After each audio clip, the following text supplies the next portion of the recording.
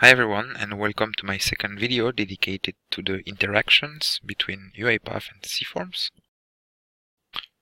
The forms will connect with UiPath by two means: accessing the control output from the form as individual arguments, or invoking XAML containing automation logic directly from it, for example after a click. We will continue using the form from the previous video about the form design features. As a reminder, we were adding some controls to the form to make some simple user interface. Now we will be looking at obtaining output from them for demo purpose. Keep in mind that what we are doing is meant to be simple. Designing a complex user form is something requiring time and attention.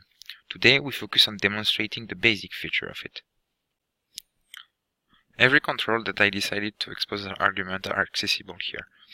Now I will be creating variables using Ctrl K to have them accessible within my workflow. The type of the arguments are from windows.form.controls. As we will see later, we will be able to access all properties from them. Okay, let's accelerate that a little bit. When I will click OK, the validation error will disappear. To properly interact with the control variables, it is required to import the namespace system.windows.forms, as you can presently see on the screen. Imports are not required for the workflow invoked by the form. To build up my example, I will be using a simple if activity to set a variable value according to the check state of the checkbox. Note that I will be using ctype to cast my control variable as a checkbox to access its value properly. Here, I will make a small change of variable type from generate value to string, and our form is ready.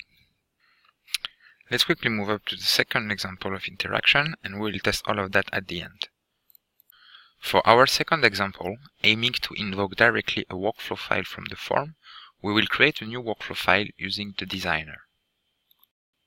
As you can see here, I can specify a file name by omitting the extension, which will be automatically added. Once created, the file will appear by default on the UiPath project folder.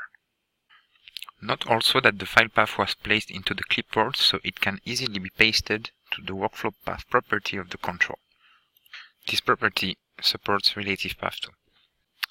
I will now go to the UiPath project panel and refresh, so my freshly created file will appear. Let's open it. We will now build a very simple example involving our inputs value from the form coming from its controls. The way we will be accessing them is through the arguments, which were auto-generated during the previous workflow creation. As you can see here, we have two of them: form controls, a dictionary of string control, and color form representing a form object. Let's pick up my text box name and see how I can access its property using the dictionary. For this example, we will be using its text, but we could use other from the one available. Looks like our workflow is ready now. We can open the form and test what we have done.